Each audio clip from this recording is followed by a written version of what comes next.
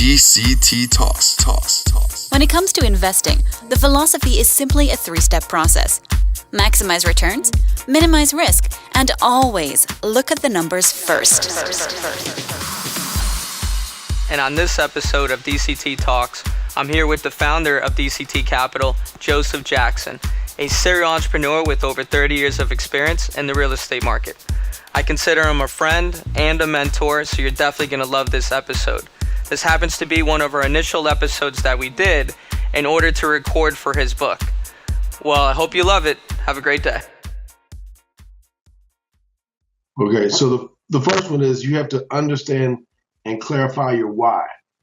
Why are you even going to do or undertake what you're undertaking? What's the purpose of it? So whether you're starting a business or you're buying real estate or you're setting yourself up for a career in any of those or in any endeavor, really, you've got to understand and clarify your why, because if you understand why you're doing it, it will allow you to make more sincere commitments to getting it done. So, for instance, my why for writing this book is to leave a paper trail and a legacy for my children. My why for buying the real estate is to create freedom for myself so that I can enjoy my life and I can understand, I can have the things that I want, and I can acquire the things that I want. So, so that's the why. I remember talking to Patrick Paulette one day shortly after college, and he was talking about he was selling Amway, and he said, if I gave you a little bitty spoon smaller than a teaspoon, about the size of a thimble, and asked you to go into this yard and use this thimble and pick up this yard full of chicken poop and put it in little plastic bags. And I said, here, go do this. You'd probably look at me like I was crazy and not want to do it and go on, because it's a tractor trailer worth of poop that you put in this bag. But if I told you that everything you ever dreamed of and all the money you ever wanted in life is available to you if you empty this tractor trailer worth of chicken poop into little baggies, then you would understand your why. You'd go out there glad to do that same task because your why is clearly understood and your why is big enough to allow you to endeavor the smell and the odor and and whatever mental issues you may have with the task involved. So understanding your why is it gives you a button that you can press to help you get through those moments that are inevitable in a career when you're pursuing success at anything. When you hit that wall, that's the reset button that allows you to move past that issue. So it's the understanding of your why. So you've got to take time to slow down and really understand what motivates you. A lot of people say they want money. Money can't do anything for you. I mean, you can't print it legally. You can only use it as a tool to get you something else. So so it rarely is a sufficient motivator to get you past any significant obstacles or hurdles, especially after you start to get comfortable or to get some degree of comfort. Money in and of itself ceases to be the motivator. So you've got to go back to why are you doing it? Why did you set out on that path? Because that may be the only thing that keeps you engaged, is the why behind your actions or the goal that you're trying to move towards. The second thing about the right mental attitude is you have to be prepared for sacrifice. So there is a cost to pay for everything that you want. And there's a sacrifice that you have to be willing to make. The price of that sacrifice has to be paid. So when you're working on your attitude, it's it's beneficial if you've given some thought to what am I willing to do or what am I willing to pay to have this dream. Again, going back to the guy with a thimble emptying the tractor trailer load of chicken poop. Um, you're willing to get dirty. You're willing to get your hands dirty. You're willing to be soiled to get to your why, to get through this process. Well, every business has that tractor trailer of chicken poop that you got to get through to be successful. When you, for me, it's managing people.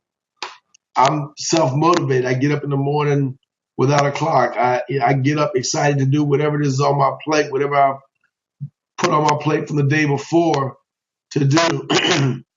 I'm I'm excited to do that. But when I deal with people who aren't self motivated, that's very challenging for me to deal with.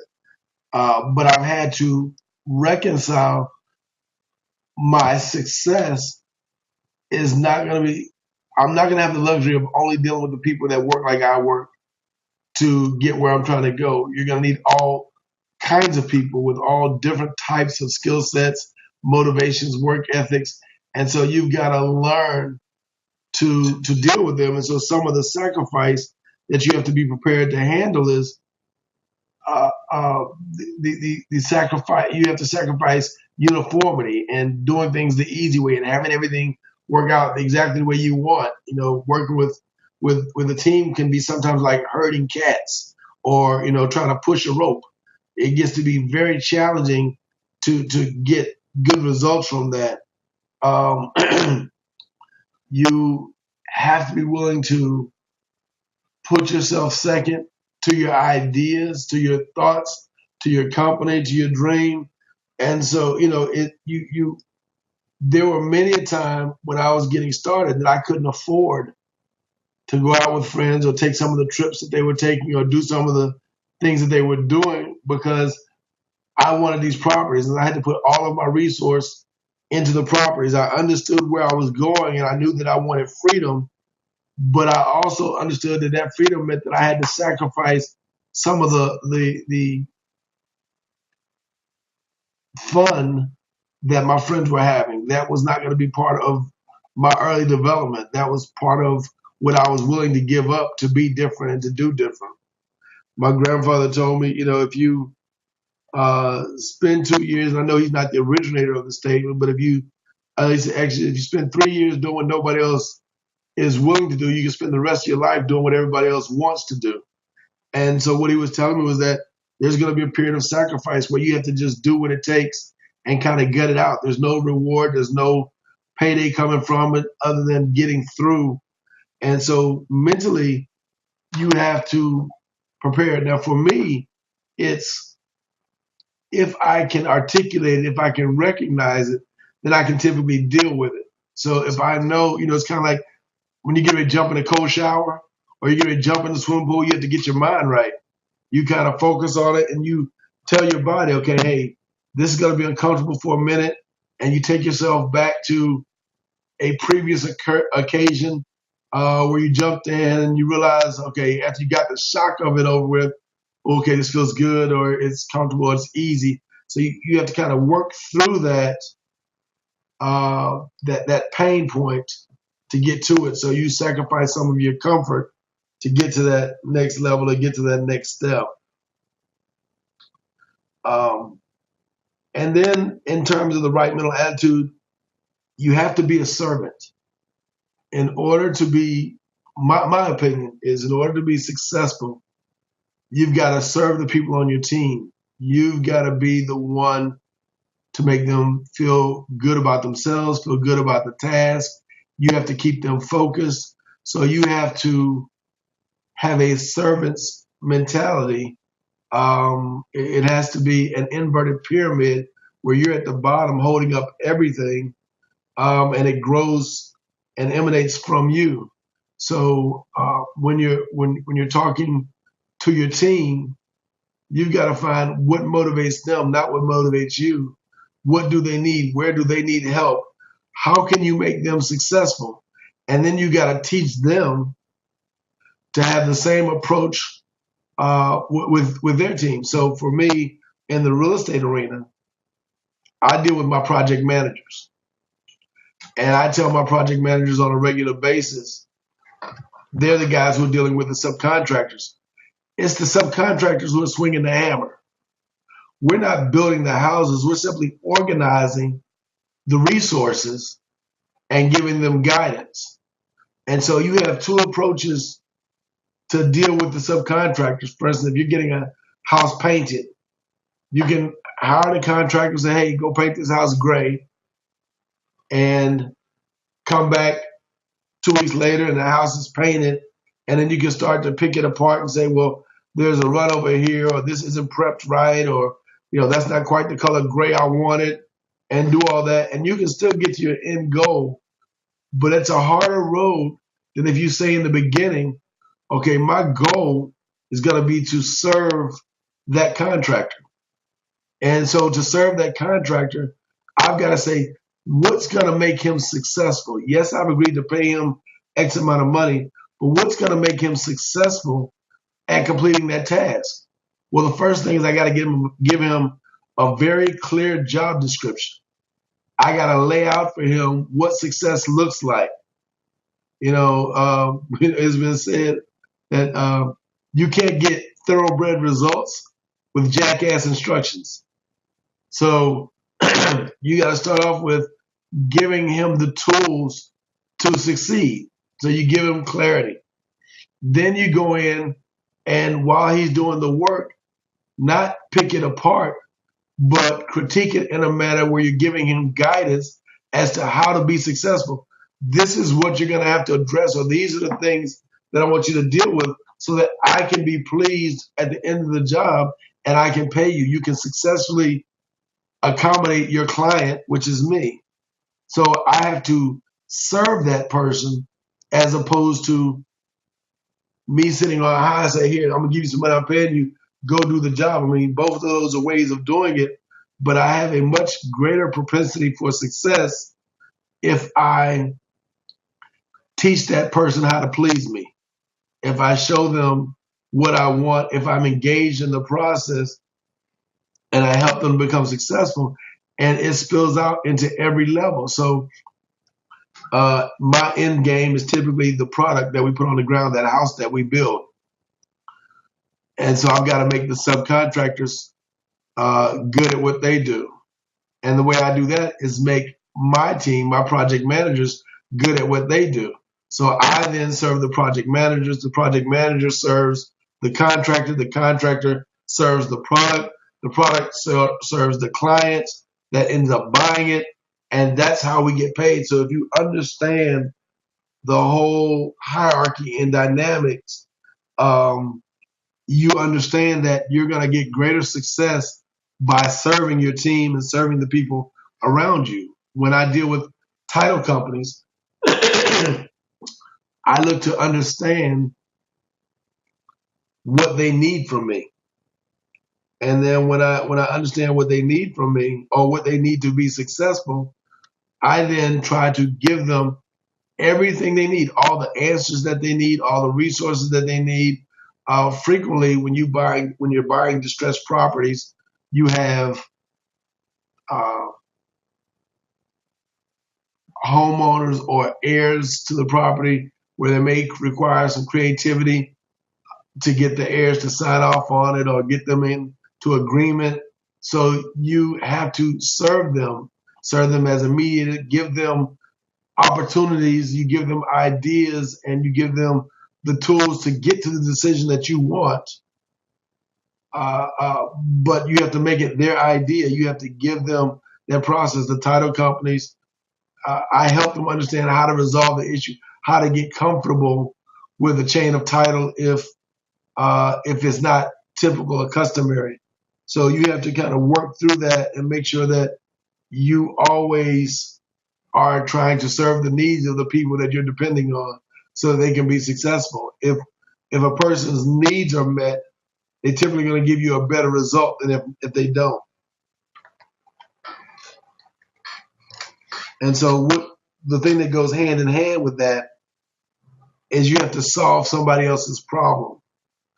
So if you understand in the beginning that your success is going to be directly proportional to the number of problems or the magnitude of problems that you solve, you don't typically go out and pay an attorney just to pay an attorney.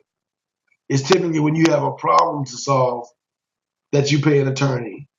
Same thing with a doctor. Most people, you may go for your checkups, but you don't typically pay a surgeon until you have a problem for that surgeon to solve.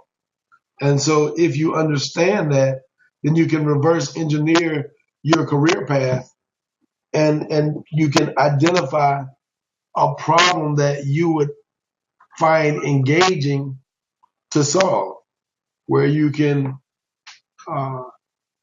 deploy your resources, your talent, your time, your treasury in an effort to solve that problem, and realize that it's going to be the journey more so than the event that makes life worth living, makes the path fruitful.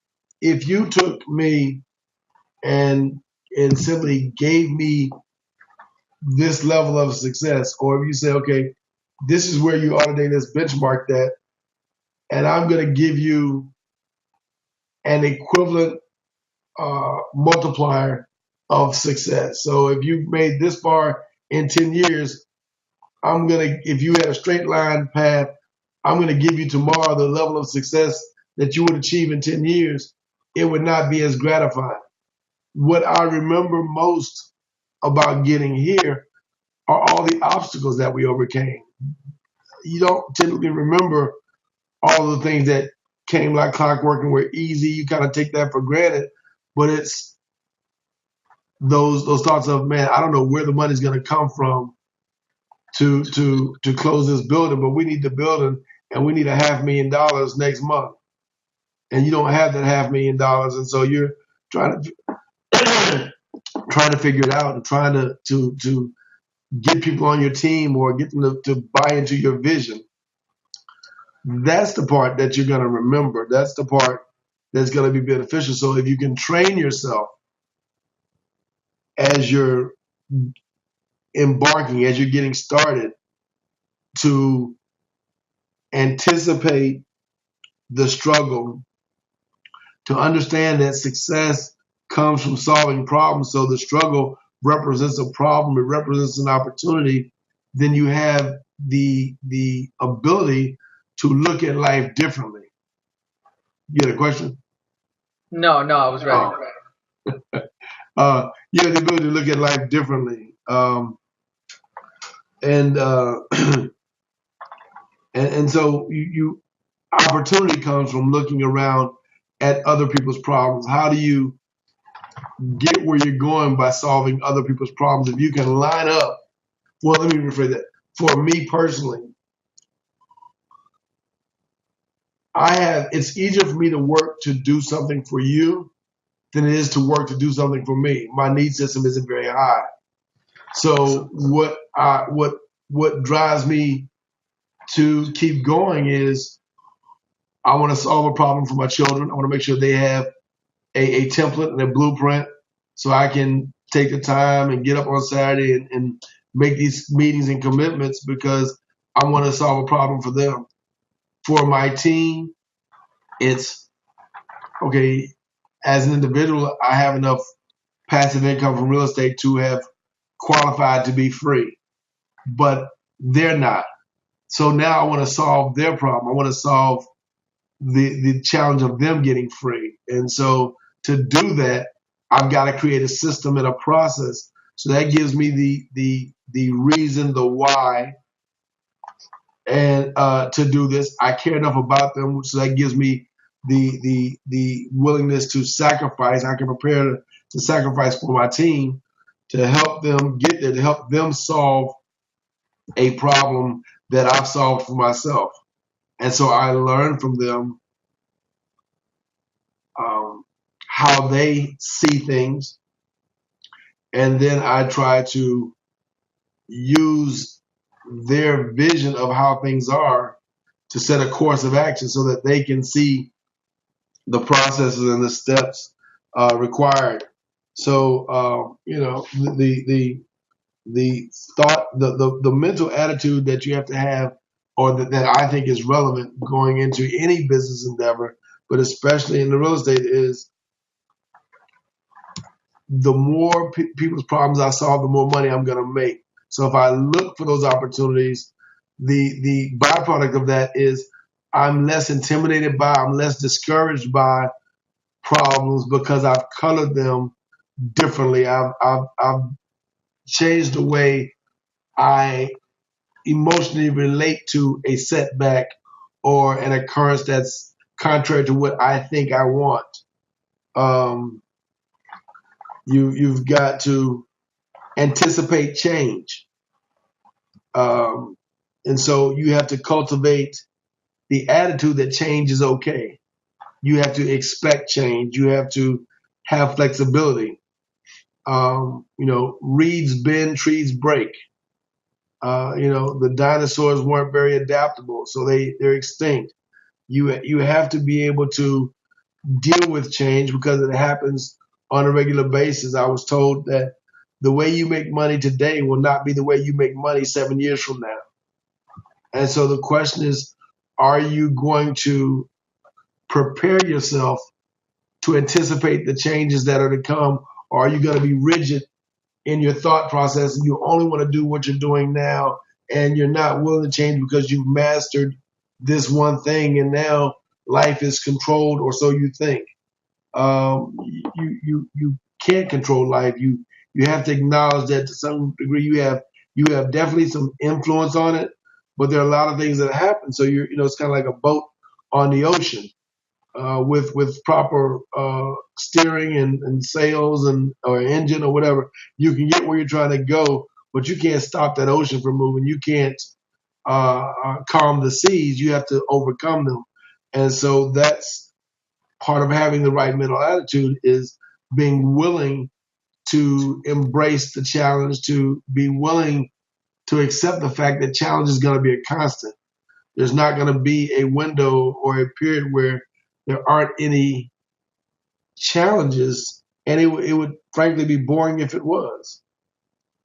So anticipating changes in your circumstances, in your personnel, you think, God, man, I got the perfect team now, and life happens and somebody on your perfect team leaves. How you handle that is really going to be based on where you are mentally. Are you focused? Are you okay? Did you set up a process that allowed for the transition of people? Does your process, as you're building your business or your organization, does it allow your team to be interchangeable, to allow them to grow, or does it require everybody to be static and not grow in order for you to be successful? Because the odds are that something's going to change, whether it be an employee gets married and moves to a new location, a new geographic location because of the spouse. They change because of family dynamics, a marriage, a child, a death, or the need of an aging parent.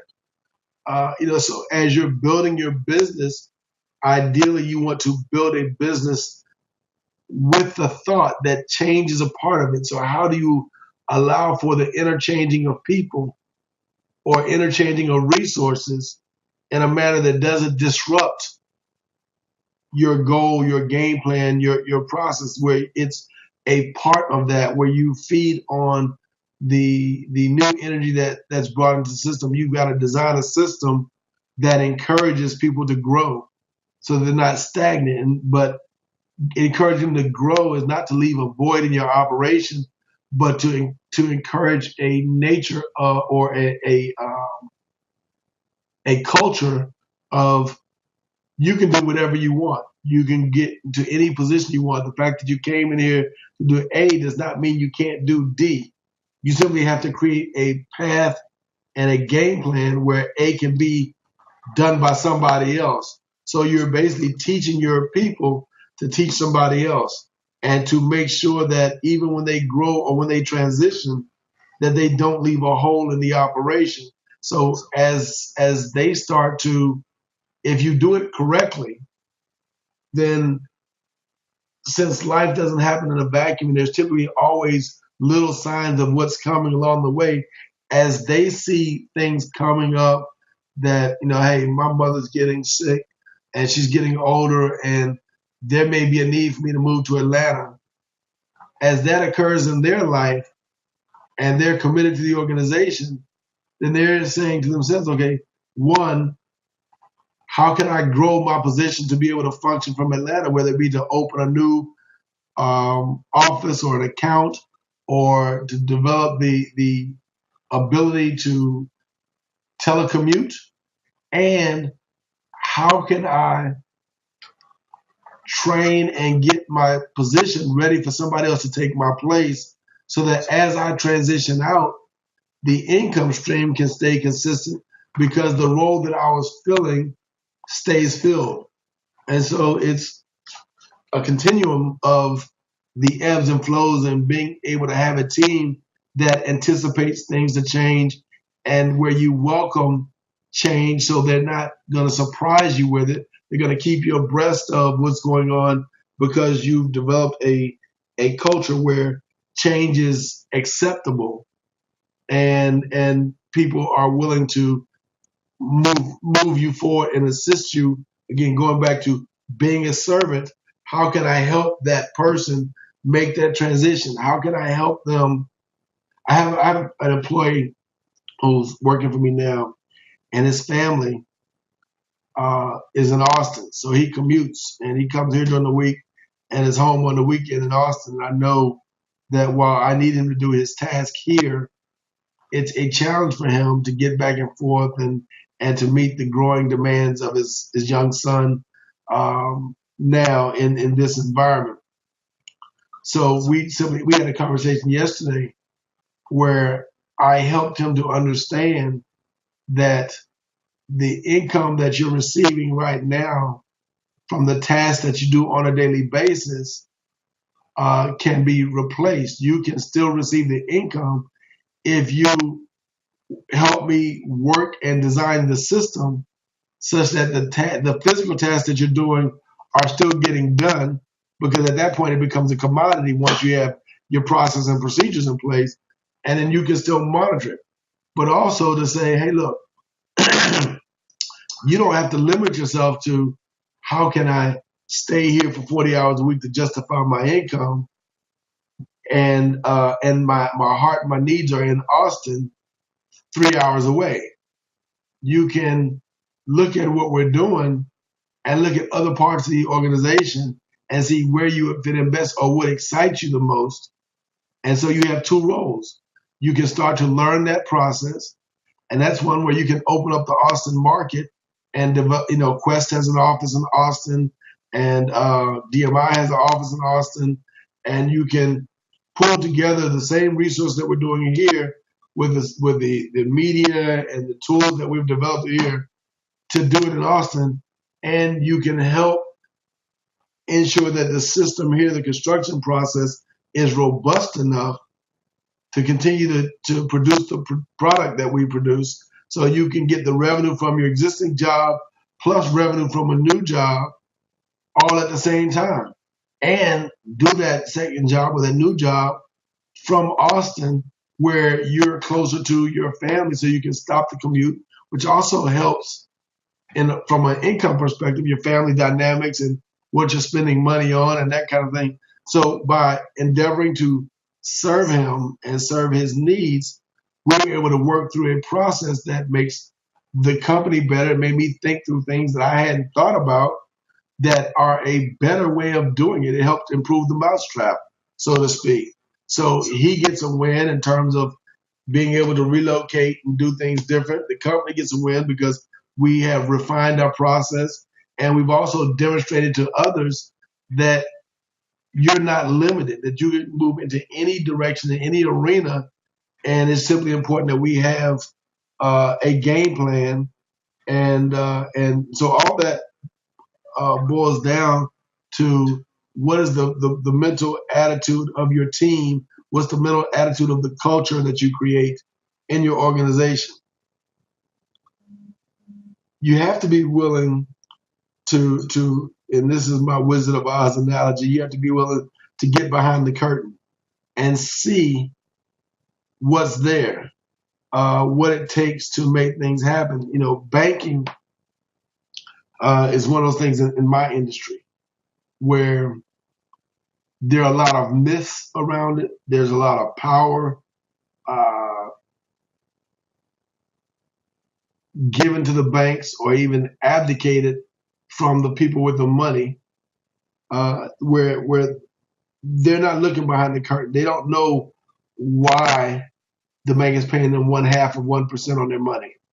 They just accept it as that's what happens. If you get behind the curtain and you understand that it's simply choices, it's simply power of legitimacy, then you will also feel empowered to change it, empowered to make things happen on your own terms and at your own timetable. Money changes hands every day. Money wakes up every day looking for a job. Money needs to go to work. Every day, a person with money is typically looking for a place to deploy that money in an effort to make it grow, to make it make more. So if you understand the dynamics of how things work, then you also lose the fear of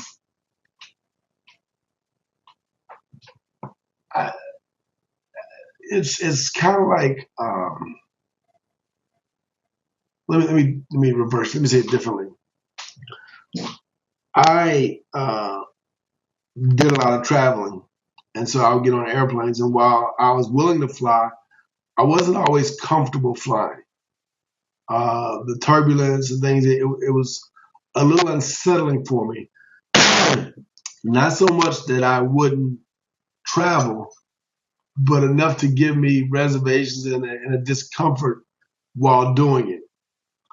And there's this air park off of 290 here in Houston called Weiser Air Park, and they had this class called Discover Flight. And in the Discover Flight class, they would take you up in a Cessna, and they would allow you to steer the plane while you're flying. And so you can turn it and you bank it, and you're doing all these maneuvers with a licensed pilot in the cockpit beside you. You got dual yokes, and so you're flying this plane, and that was the getting behind the curtain when I understood how much control the pilot actually had. Even though we were bouncing around by the turbulence during that flight in that Cessna, it gave me a greater peace of mind when I flew commercial, how resilient those planes are. When I understood what they could do, what they were designed to do, what kind of stress test they were placed under, it removed the fears from me during my flight. So it made traveling a lot easier because I took the time to peer behind the curtain and understand what was possible and how an airplane really worked. So I use that across the board because I know a lot of things are hidden in plain sight. Most people say you can hide it from them because people don't like to read, and all the answers are right there. We take banking to be a sacred cow, and you say, okay, can you buy? Most people don't think you could buy a house without getting a mortgage. Well, if you understand how banking works and how money works, you'll find that there are things you can do that will allow you to buy houses without getting a mortgage on that house, and how to get a construction loan with no payments and no monthly payments during the term of construction, which is really the only real limiter in how many projects you can do. If you're going to build a house, and let's say the house costs you $2,000 a month in payments during the term of the construction period, and you've got 10,000, the mathematical equation tells you that you can only do 5 houses times the $2,000 a month that you have in cash flow before you'd have to stop doing it and you have to wait for the next job to start. If you understand that the monthly payment process is only a feel-good option, it allows the bank to know that you're still in town, that you haven't run away. It keeps a tether to you. It doesn't solve the problem for them. It's how they get comfort for themselves. That if you can exchange that level of comfort with something else and no longer need the monthly payment to be their comfort source, you peer behind the curtain and figure out what else you could do to give them a comfort source. Now, all of a sudden, you can do 20 projects at one time. So you get 4 times the amount of revenue because you're not limited by that unwritten rule, that power of legitimacy, the way it's always done. So you have to train yourself to look behind the curtain, to look behind the norm and ask why. A friend of mine told me, you need to ask why probably 4 or 5 times. This is what you do. Well, why? Well, for this reason. Well, why? Well, this is the reason you do that. Well, why? And by the time you get to that 4th or 5th why, you'll start to understand more of the dynamics at play, and it'll give you the opportunity to solve that problem in a different manner. Because what's typically readily available and stuff is a polished perspective of what's going on. And then one of the hardest things that I think people have to realize as it relates to your attitude is you are responsible for everything. You have to be willing to be responsible for everything. You got to be willing to be responsible for the wind, the rain, the sun. And I don't mean that you can go out there and stop it from the wind from blowing or the rain from falling or the sun from shining. But you've got to be willing to be responsible for your actions and your planning, given that you don't control those elements. So what did you do to control the fact that you don't control those elements? What are you willing to do for your success? Spending some time answering those questions are important, but having that sense of responsibility, not being a victim of it, but being responsible for what happens in your life is empowering. So for me, I'm responsible for all the actions of my team, all the pluses and especially the minuses. Because if you go back to the beginning, I have my approach to business is I'm responsible for everything, so I need to understand the strength and the weaknesses of my team, and thereby I need to be responsible for shoring up the weaknesses of my team or assessing them or coaching them through them. I have to create the proper vehicle where I can serve their need systems to help them accomplish what I want them to accomplish. And when we fail, when there's a breakdown, I look for how could I have done my job better? Not how could I have swung every hammer, but how could I have used my processes and my procedures to ensure the subcontractor, say, passed his inspection. Let's say we failed a framing inspection. Well, did we fail that framing inspection because we didn't follow the rules of, or say windstorm inspection? We didn't follow the rules regulating windstorm bracing and application? Did the sub not put all the nails in? And if he didn't, then the failure was I didn't train my superintendents to evaluate this properly. Did we fail because we didn't have the permit on the site at the time of the inspection or the approved plans? Well, if that's why we failed the inspection, then I didn't instill the rules, the consequences, the system to ensure the checks and balances to ensure that all the things required to pass the inspection were met. So while I wasn't the one that missed installing a bracket or a piece of trim, I'm responsible for the fact that it wasn't done. If it's we missed a deadline for a client, it's because I didn't plan, I didn't organize, I didn't manage, I didn't hire enough managers. Maybe I have too many people reporting directly to me and I didn't put the right oversight in because I didn't want to spend the money. But at the end of the day, you can have excuses or results, but you can't have both. And so you have to choose which one you're going to want. Both of them are acceptable. You can buy either one when you go to the store of life. You can have excuses for why you didn't get something, or you can have the results that show you did what it took to overcome it. You are responsible. There is nobody else coming. There is no cavalry. If you're going to succeed, you've got to do it. Nobody can dream for you. Nobody can eat for you. Nobody can sleep for you. Those are things that you have to do for yourself. And so I have an approach to life much like that, that I am responsible for everything that happens. Now, when you assume responsibility for everything that happens, including all the failures, you have to be willing to forgive yourself and move on. To what you doing, Hugo? I just took a selfie. You have to be willing to accept that and move on. You've got to be willing to forgive yourself for not knowing, for not being prepared, for being human, for all those things. And once you are willing to forgive yourself, it increases the tolerance that you'll have for assuming responsibility because you don't get burdened down by the mistake. You just understand that it's your job to fix it. And I don't mean you have to fix it by putting your hands physically on it. You have to fix your process such that your process eliminates that potential for a flaw to reoccur.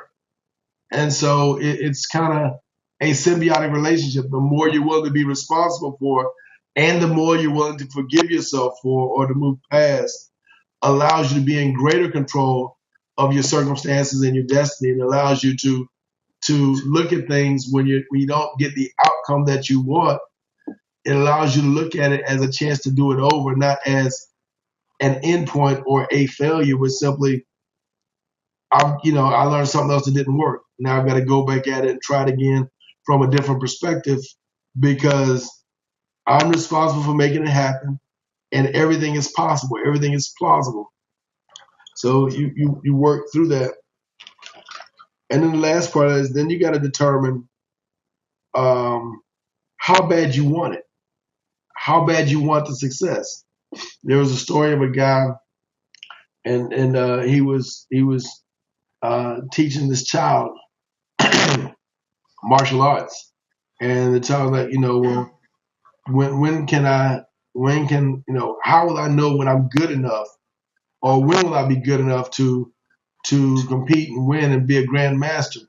And so they were at a beach, and the older guy, the mentor, took the child by the hand and started walking him out into the water. And they walk into the water, and the child said, when will you tell me? How will I know, or how will I develop into a success? How will I know what I need to do? And without answering him, the mentor kept walking him out into the water. So now the water's up to the boy's chin, and he's starting to get concerned because the waves are splashing over his head. And the guy keeps walking him out. And then finally, the boy's completely submerged. And so he held his breath, and he's under. And when he was running out of air, he tried to break free of the mentor's grip, and the mentor held him there. And so he couldn't breathe. He was still underwater and about to pass out because he didn't have any air. He's underwater. And so then the mentor, right before the child basically drowned, starts to walk him back. And he told him, when you want success as much as you wanted air, you'll get it. And so that for me was, there are very few times in life where you really can't do what you want. It really boils down to, in most occasions, where you weren't willing to make the sacrifice required. You weren't willing to pay the price for the success that you stated that you wanted.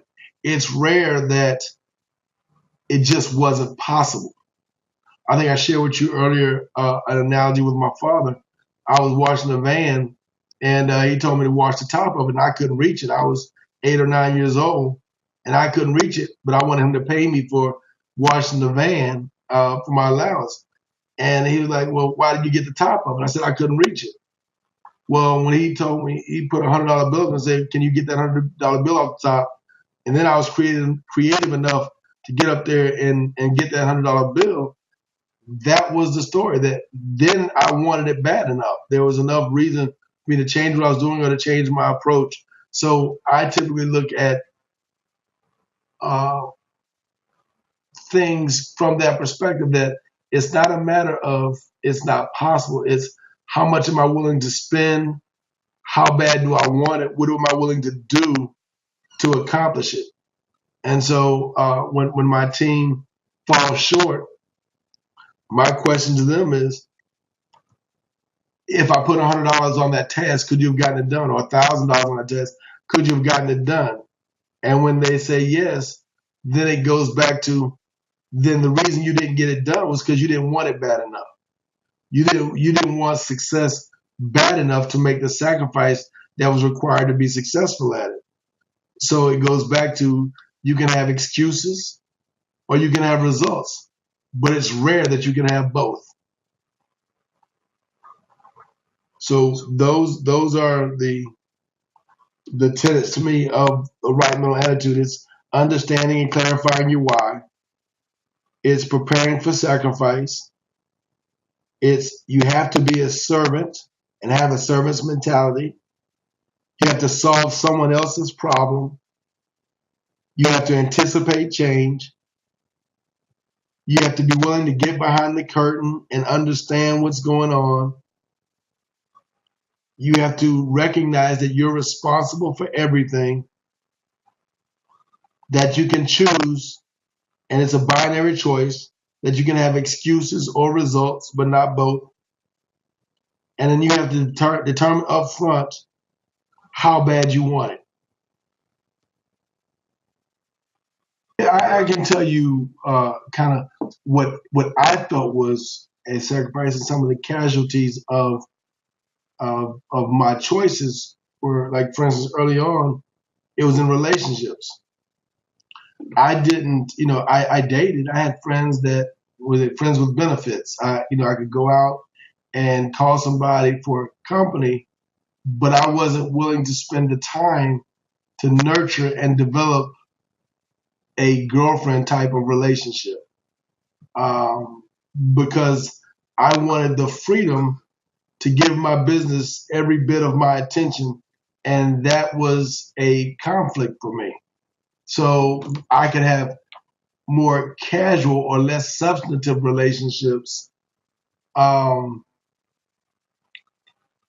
because I wanted the freedom to spend whatever time necessary growing my business. Again, now you got to keep in mind that I didn't have a good role model for running a business.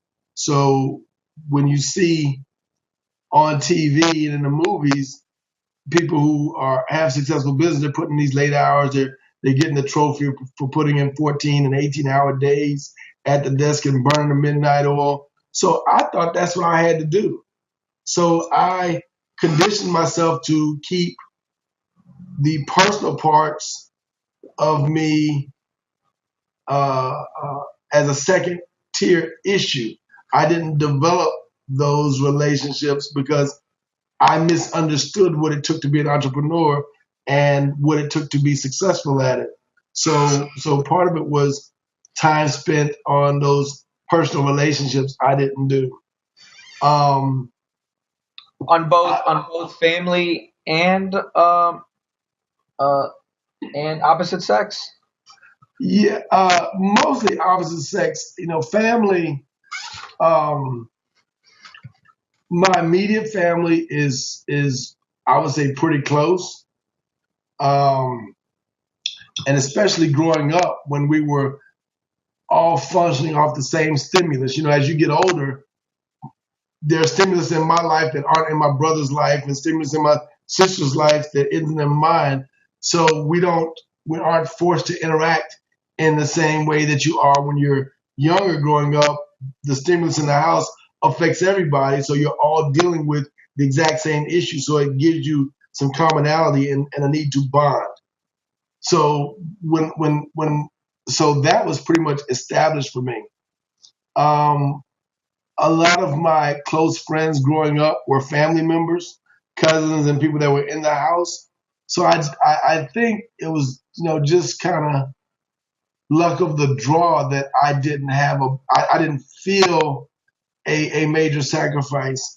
Everything I think works out to your advantage when you're older. But so here's something that happened in high school that it affected college and some of the other things. What's the statute of limitation on child abuse? Uh, I'm joking. No, Richard Simmons, a guy, my next door neighbor, we went to the Galleria Mall in Houston. I think I think I was driving, so I must have been about 16 or so. And so we're at the mall and we bought a pack of cigarettes because you're not supposed to be smoking. And we're in the parking garage and we're smoking cigarettes. So Richard must have told his older brother, and both of us had older brothers that were the same age. And so his brother told my brother, no big deal, So one day my brother was at the house and he was entertaining a girl in the backyard. We had a pool in the backyard, so they're in the sauna.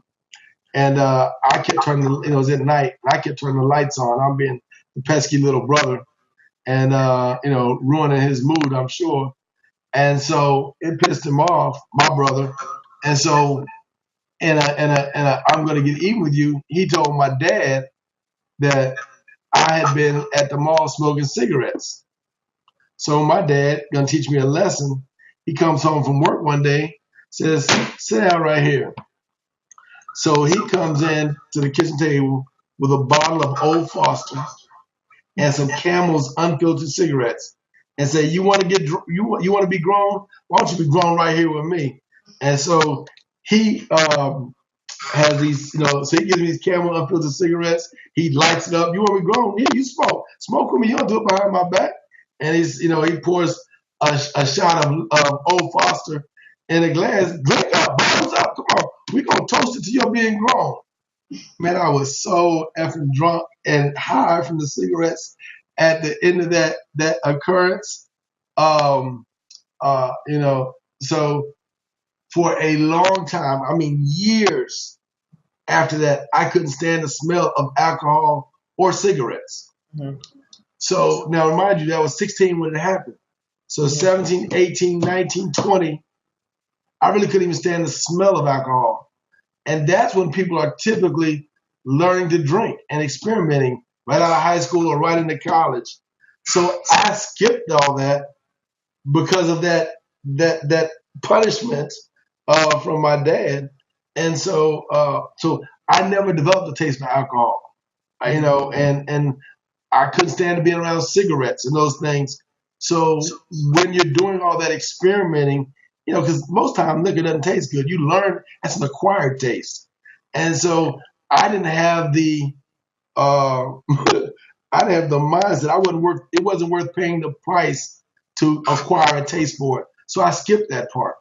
Mm-hmm. So you flash forward to I'm 21, 22, 23 years old. I don't have a need to go out in the club for alcohol or to drink or to get drunk. Now, I would go out to meet women or date and that kind of thing, meet girls.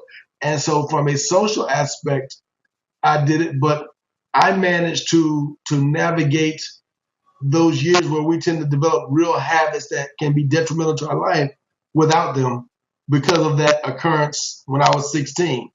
So, so I didn't see it as a sacrifice to not go out and not drink and not do, but it had its toll on the time that I was spending because I'm not going. I wouldn't, even after I got older, and my father, my brother, in our late 20s and early 30s, would go out to dinner and say, well, let's go have a drink or whatever. Now we're all grown men. Man, I'm not going out here.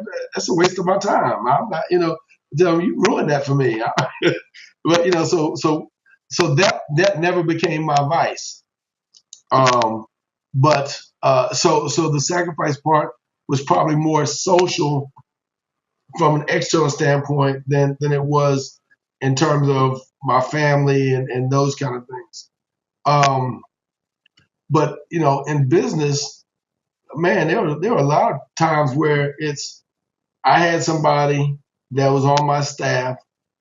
I say staff lightly. At that point, I might have one person working with me, and I had to choose between paying them and paying my light bill. So there were times when I couldn't tell them that I couldn't pay my light bill, but my lights were off at my house. You can make those kind of choices, and I guess I look at it then more as a choice than a sacrifice because I was willing to pay that price for the success that I wanted. But I was able to make that choice, and the lights would be off, or my personal house was posted for foreclosure a couple of times because I was behind on a payment, or I didn't take care of the taxes, or those things. When I was saying I need all the money I can use to get this next deal done, or do this next project, or get this next renovation done, and whatever I got to endure, I just have to endure it until I can get better. I know it's gonna get better at some point, but it's not now. I drove, the same old truck for a very, very long time because I didn't want a new car note because the same amount of money that I could spend on a car, I could spend on a house. And I knew that if I got the house and paid the house off, it would buy me cars later. So I'm driving an old vehicle that was when I ostensibly could have paid for, like my peers, something newer, something more modern, and had the emotional gratification of I got a new vehicle, but I wasn't willing to do that in lieu of accomplishing the goals of buying the houses or building the business. I remember when I bought a Corvette, and this kind of helped me put things into perspective. I'd wanted a Corvette since I was probably 15 or 16 years old. I've always liked them. So I finished this project, and my reward was I was going to buy me a Corvette. And I bought that Corvette, and I remember driving to show a friend of mine the Corvette, and I pulled into his office building. But coming up to the building, there was traffic. And so you get the looks and the adulation of people. It's a qualifier. If you're driving a Corvette in your early 30s, you've made it, right? That says something about who you are. And at that time, all of my suits were tailor made, and so I've got custom suits on. I'm driving a Corvette, and my shoes are polished, and okay, I'm there. And I realized in that car, I said, what's interesting is nobody that knows me sees me in this car. When I go to all the people that are looking, I'm passing in traffic. They don't know me. They're not gonna stop and talk to me. When I pull into the parking lot of this office building, I'm in a parking garage. So nobody sees me getting out of the car, 4 steps away from it or 4 vehicles away from it. Nobody even knows what car I got out of. And then you go up and you do your business or you handle your transaction. Nobody on that floor knows what kind of car I came to the office in. You go back down, you go back in the garage, nobody's in the garage, you get in your car, and then you're driving down the road again. The only people see you are people you don't know. And so it helped me to put into perspective what was important. If you want it for you, then do it for you, and that's fine because I like driving fast. I like the way the car looked. So even on a quiet day with nobody able to give me adulation, I enjoyed the car. But it also taught me don't do things simply for adulation because the people who see you, you probably don't know, and their adulation doesn't mean anything. So why make decisions for appearances if it's not something that you have a vested interest or a decision that this is in my best interest? If you haven't made that connection, then don't do it. Skip that. Go to the next task on your list to do, but don't get caught up in other people's excitement and other people's hype of what they perceive to be important. And go ahead and make the sacrifices that are going to put you where you want to be so that you can do the things that are important to you. Don't live somebody else's dream. And I had to learn that also from a business perspective. I couldn't dream for my employees. I couldn't dream for my team members. And so early in the conversation, we talked about understand and clarify your why. I couldn't give them my why. So the only way they were gonna be successful at some task is if I, as a servant, help them to understand their why. Why are you here? You're here and you're doing this function, whether you like the function or it's the equivalent of shoveling the chicken poop. You're here because doing this is going to help you accomplish your why, and then it's going to be important enough for you to make the determination of what you're willing to do to get it, and not to settle for excuses. So you got to kind of help somebody else connect those dots. You can't dream for them. You can't want it for them. You simply have to be able to explain the process, and therefore you have to explain, or you help them understand what are the sacrifices that they're willing to make to get certain things done. And if they're not willing to make the requisite amount of sacrifice, if they're not willing to pay the bill, then they're not really the fit for you to accomplish what you want. You're going to have a hole in your team, and if you don't endeavor to understand that, then you're not really being responsible for your own outcome because you're leaving it up to chance. I know I deviated back from the sacrifices, but so for me, it's if I look back and count the things that I didn't do that I would have liked to have done as a sacrifice, I can make a list of those things. Lights weren't paid. I didn't do a lot of traveling. The things that I didn't do. But for me, it's really a function because there are no excuses and I'm responsible. There were choices. I chose to go left or I chose to go right to accomplish something. So I don't really look at I guess the sacrifice really is probably, now that I'm thinking about it, was more mental than tangible. It was sacrificing for me, it was sacrificing the utilization of excuses. I could not accept excuses. I have excuses if I wanted the success. So a lot of people give excuses for why they haven't done something, or why something didn't happen, and they can make those excuses tolerable to themselves by accepting that. And there's I guess a benefit because you can kind of rectify or reconcile that in your own mind that this is why and this is why I am where I am. And so for me, it was, I'm going to sacrifice. I'm not going to allow myself to have that excuse as a part of my dynamic. So, I think I shared with you the other day, if I were a musician and I were practicing my saxophone, people would not call my practice a sacrifice.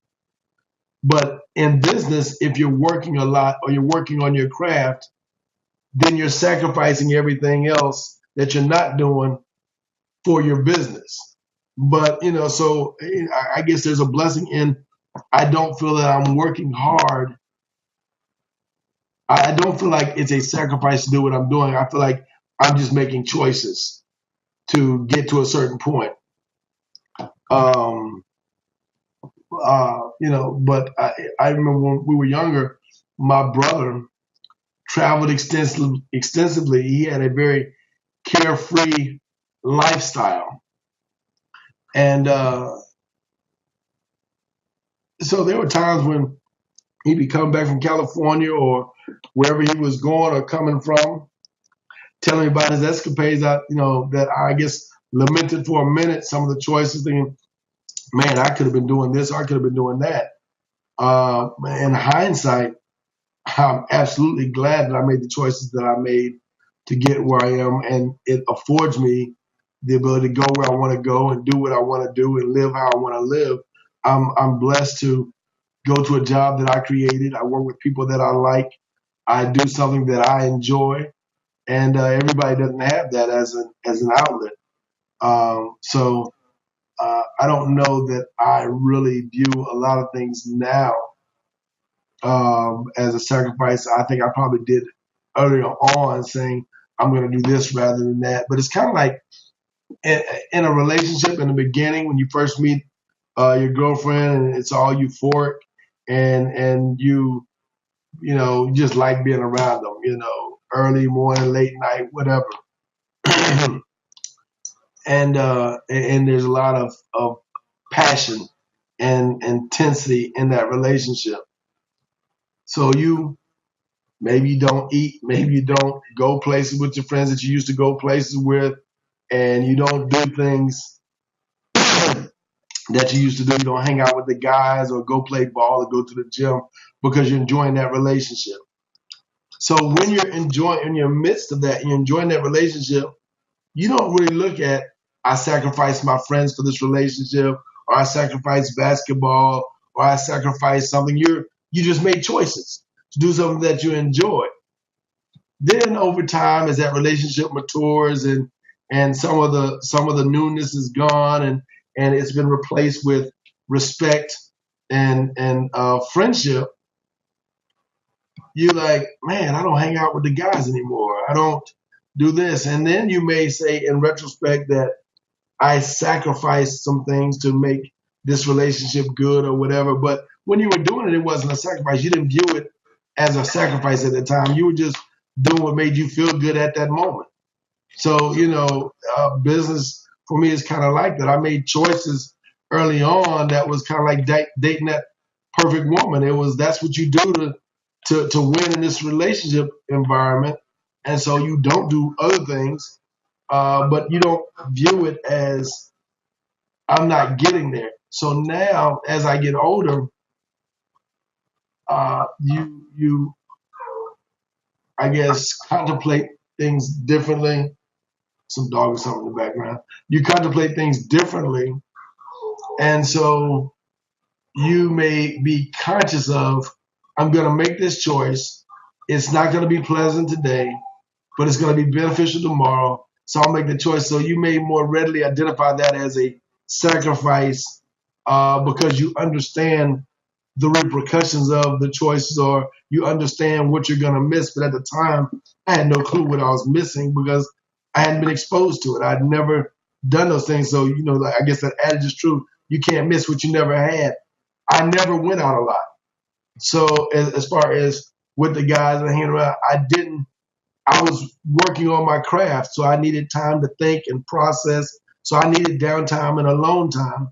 And so that's what I had in my life. I had a lot of downtime and alone time so that I could formulate my thoughts and come up with my game plan. But at that time, I didn't have a longing for, hey, I'm going to not hang out with my friends so that I can have some downtime, alone time. It just kind of, that's what it was.